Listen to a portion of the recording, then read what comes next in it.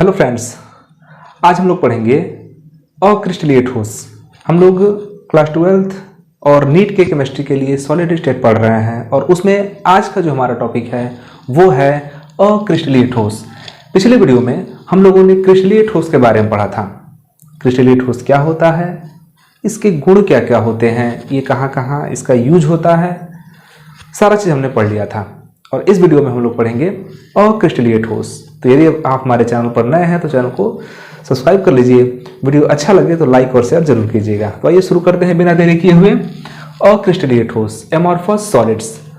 अक्रिस्टलीय ठोस का मतलब होता है कि वे ठोस जिनके अणुओं की जो व्यवस्था है वो नियमित और निश्चित नहीं हो। वे ठोस जिनके अणुओं की व्यवस्था निश्चित नहीं होती है, नियमित नहीं होती है, एक निश्चित त्रिविम ज्यामितीय व्यवस्था में नहीं होती है, तो उनको हम कहते हैं अक्रिस्टलीय ठोस।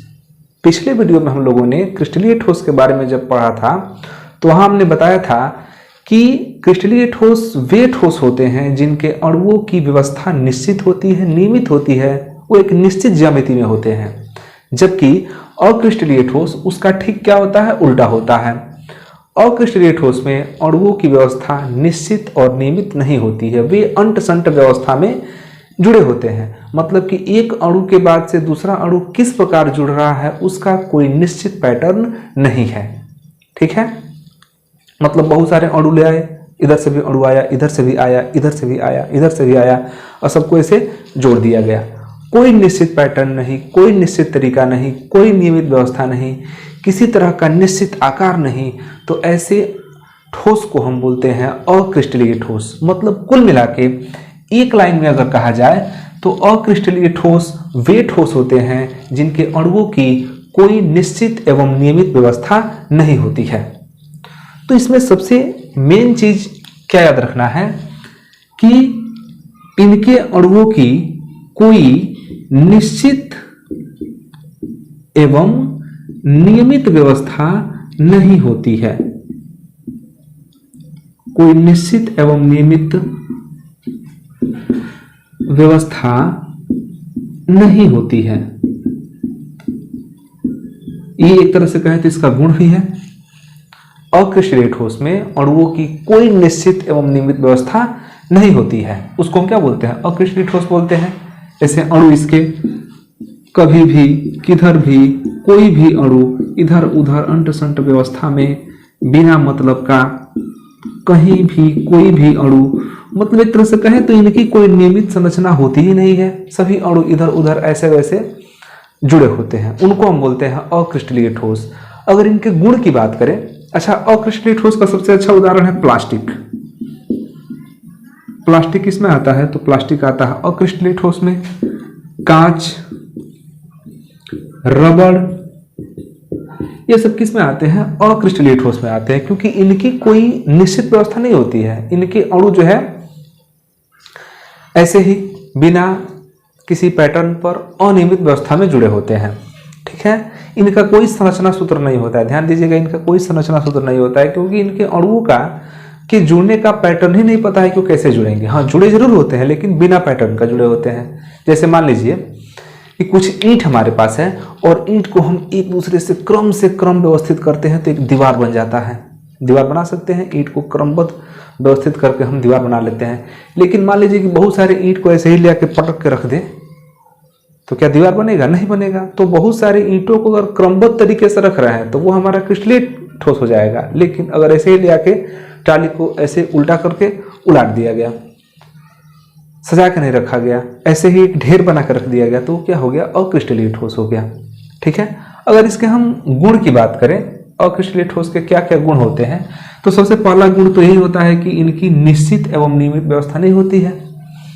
इनकी कोई निश्चित ज्यामिति भी नहीं होती है। इनकी कोई निश्चित ज्यामिति नहीं होती है। इनकी कोई निश्चित ज्यामिति नहीं होती है। इनका कोई पैटर्न नहीं होता है कि कब कौन सा अणु जुड़ेगा, कितने एंगल पर जुड़ेगा, उनके बीच बंध कोण क्या होगा, इलेक्ट्रॉन आदान प्रदान करके जुड़ेगा कि साझा करके जुड़ेगा, कैसे जुड़ेगा, कुछ पता नहीं होता है। तो इनकी कोई निश्चित ज्यामिति नहीं होती है। तीसरा अगर इनका गुण देखा जाए तो इनका गलनांक और क्वथनांक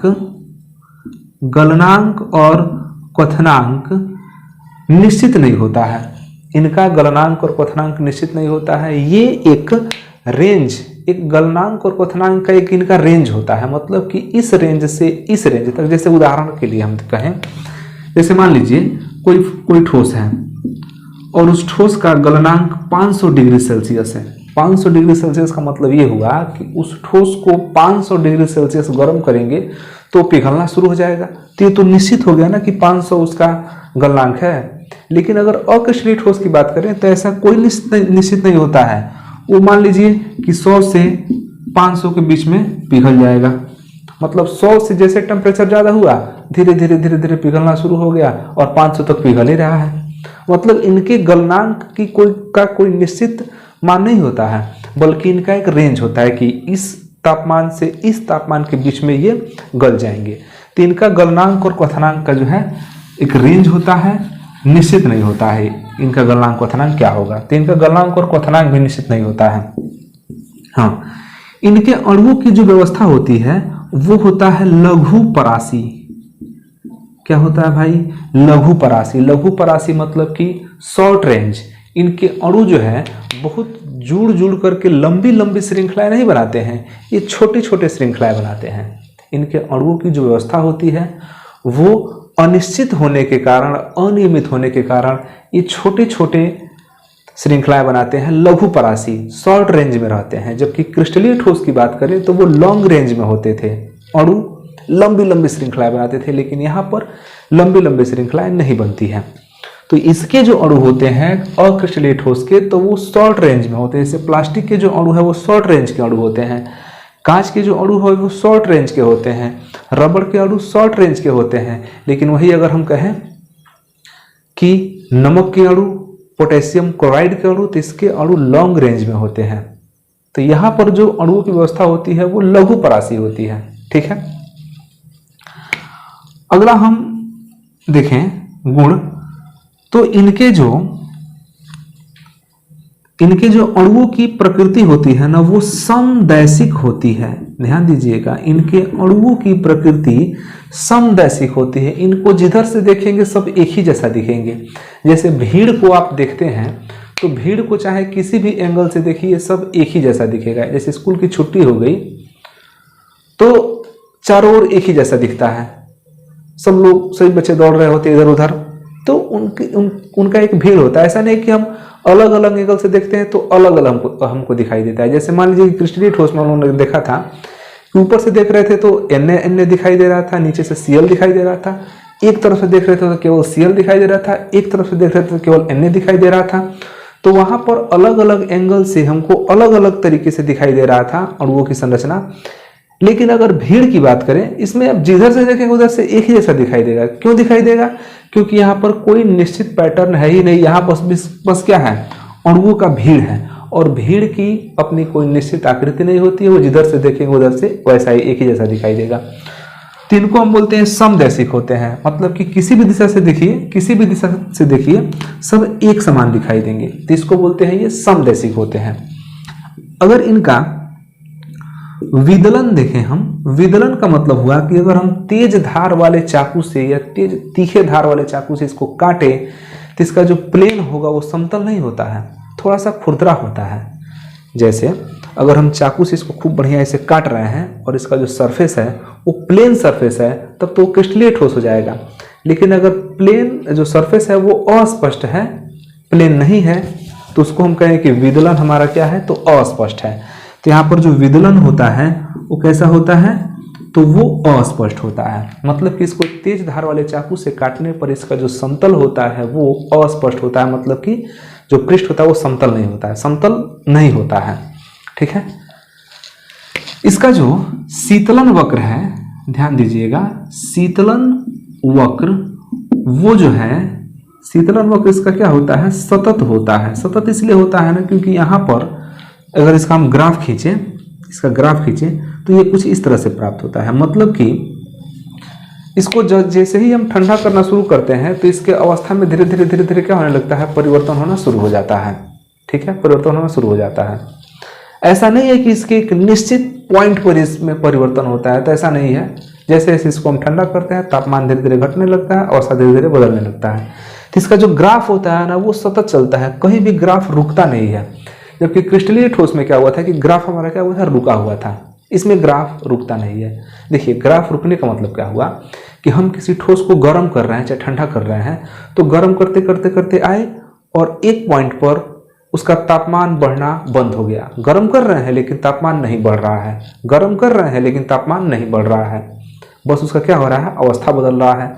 उसके बाद जैसे ही पूरी की पूरी अवस्था बदली, अब फिर से उसका तापमान बढ़ेगा और कुछ देर बाद फिर तापमान रुकेगा, क्योंकि अब फिर से अवस्था बदलने वाला है, तो फिर उसका अवस्था बदलेगा, फिर तापमान बढ़ेगा।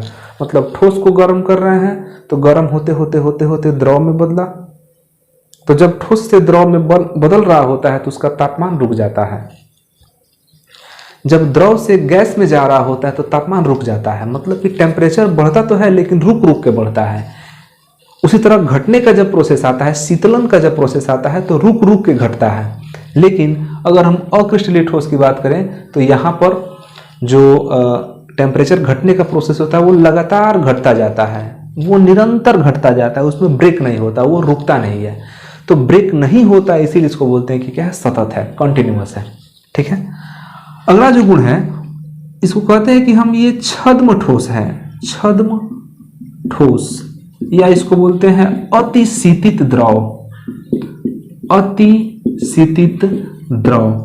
मतलब कि जो अक्रिस्टलीय ठोस है इसको हम सुपर कोल्डेड सॉलिड, इंग्लिश यही होगा, हाँ, सुपर कोल्डेड सॉलिड नहीं, liquid, super कोल्डेड liquid, super कोल्डेड liquid, SPL इसको बोलते हैं, SCL, super कोल्डेड liquid, SCL. Super कोल्डेड liquid का मतलब कि एक ऐसा पदार्थ जिसको अतिशीतित मतलब कि बहुत ज्यादा ठंडा कर दिया गया है, बहुत ज्यादा ठंडा कर दिया गया है। वो है द्रव लेकिन दिख रहा है कैसा, ठोस जैसा। है द्रव लेकिन दिख रहा है ठोस जैसा, मतलब कि वास्तव में ठोस नहीं है, बस ठोस जैसा दिख रहा है। तो जो वास्तव में ठोस नहीं होता है उसको हम आभासी ठोस बोलते हैं। तो जो आपका अक्रिस्टलीय ठोस है वो क्या है, आभासी ठोस है। इसको हम छद्म ठोस भी बोलते हैं। जैसे कांच है, कांच क्या है, तो कांच अतिशीतित द्रव है, छद्म ठोस है, यह एक आभासी ठोस है। रबड़, प्लास्टिक, ये जितना भी देख रहे हैं सब क्या है, आपका अक्रिस्टलीय ठोस है। इनकी कोई निश्चित और नियमित संरचना नहीं होती है। तो ये इसका क्या हो गया, गुण हो गया। अगर हम इसके उपयोग को देखें कि इसके क्या क्या उपयोग हैं, तो सबसे अच्छा उपयोग इसका होता है, चूंकि आप जानते हैं कि रबड़ क्या है, एक अक्रिस्टलीय ठोस है, तो रबड़ के टायर भी बनते हैं, रबड़ का ट्यूब भी बनता है। तो टायर और ट्यूब बनाने में इसका अच्छा उपयोग होता है। इसी तरह प्लास्टिक जो है, प्लास्टिक का वो बनता है, रस्सी बन जाता है, प्लास्टिक के वाल बन जाते हैं, प्लास्टिक का बर्तन बन जाता है, जैसे बाल्टी हो गया, मग हो गया। ये तो सब इसका अच्छा अच्छा उपयोग भी है अक्रिस्टलीय ठोस का। ठीक है। इसके अलावा अगर देखें हम इसके उपयोग में, तो सजावटी सामान बनाने में इसका अच्छा उपयोग होता है। सजावटी सामान, या आप प्रयोगशाला में कोई भी सामान लेते हैं, जैसे कांच का वो टेस्ट ट्यूब है, कांच का बर्नर हो गया, फ्लास्क हो गया, तो ये सब अच्छा इसका उपयोग है कि अक्रिस्टलीय ठोस का उपयोग प्रयोगशाला में उपयोग होने वाले सामान में हम इसका निर्माण कर सकते हैं। या घरेलू सामान हो गया, प्लेट हो गया, मग हो गया, कप हो गया, ग्लास हो गया, कांच का ग्लास होता है, कांच के प्लेट होते हैं, कांच के मग होते हैं, तो बहुत सारा चीज़ें हम इससे बना सकते हैं। तो अक्रिस्टलीय ठोस का बहुत अच्छा उपयोग है। तो कहाँ कहाँ उपयोग होता है इसका, लैब में यूज होने वाले सामान में इसका हम प्रयोग किया जाता है, घरेलू सामान के निर्माण में अक्रिस्टलीय ठोस का प्रयोग किया जाता है, टायर ट्यूब के निर्माण में अक्रिस्टलीय ठोस का प्रयोग किया जाता है, रस्सी के निर्माण में अक्रिस्टलीय ठोस का प्रयोग किया जाता है। पॉलीथीन बैग जो होता है, कैरी बैग, तो कैरी बैग के निर्माण में भी हम लोग अक्रिस्टलीय ठोस का प्रयोग करते हैं। तो इसका ये उपयोगी है अक्रिस्टलीय ठोस। बस चूंकि इसका बहुत ज़्यादा अध्ययन हम लोगों को करना नहीं है, क्योंकि इसकी जो संरचना है वो निश्चित और नियमित होती ही नहीं है। सभी अणु इधर अंटसंट व्यवस्था में क्या होते हैं, जुड़े होते हैं, कोई अणु किधर जुड़ा होता है, तो इसकी विशेष कोई निश्चित नियमित संरचना नहीं होती है। इसकी जो संरचना होती है वो अनियमित होती है, अनिश्चित होती है, इसीलिए इसको इसके बारे में ज़्यादा नहीं पढ़ना होता है। तो यहाँ पर हम लोग जो 12th और नीट का जो लेवल है, तो इससे ज़्यादा वहाँ पर क्वेश्चन पूछेगा नहीं। ठीक है। तो ये रहा हमारा अक्रिस्टलीय ठोस। तो फिर मिलते हैं अगले वीडियो में एक नए टॉपिक के साथ। तब तक के लिए धन्यवाद। जय हिंद।